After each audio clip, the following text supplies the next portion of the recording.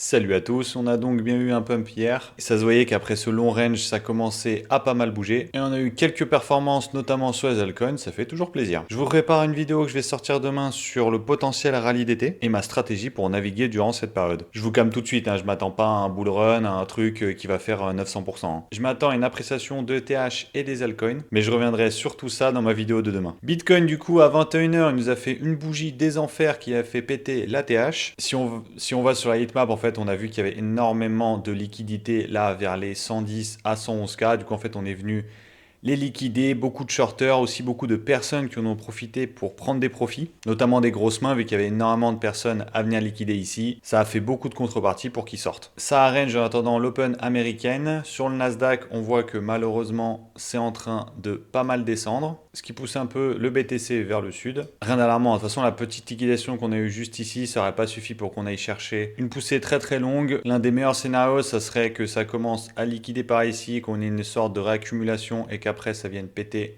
le sommet avec énormément de force. Le scénario le plus probable pour moi à court terme, c'est qu'on vienne chercher cette grosse zone juste ici, ça nous ferait combler un peu l'inbalance. Tous les mecs qui croient pas à la hausse prendront des shorts et ça nous fera des gens à venir liquider. ETH comme prévu, il est venu réagir dans cette zone juste ici. Hier, je vous avais expliqué qu'il viendrait sûrement réagir et que s'il arrivait à break après cette zone-là, c'est direction les 3152 en ligne droite. Il y a une formation de distribution, ce qui ne veut pas dire qu'on va forcément aller à la cave, mais il y a de grandes probabilités pour qu'on vienne descendre un peu. C'est pas forcément une mauvaise chose puisque pour repartir vers des nouveaux sommets, il faut qu'on distribue, qu'on refasse une accumulation et qu'on reparte. Et graphiquement, si on se passe en une heure, ça sera disponible juste en dessous de cette zone-là. Et si on vient commencer à faire des espèces de sommets ou revenir un peu vers le nord sans avoir cassé cette petite zone-là, ça me plairait pas spécialement, quoi. Ou alors, deuxième option, on vient la casser franchement et on revient dans cette zone juste ici, faire une accumulation et dans ce cas, ce serait bullish aussi. Sur Other, donc vous allez voir que beaucoup d'alts sont dans cette configuration, c'est-à-dire qu'ils sont venus rechercher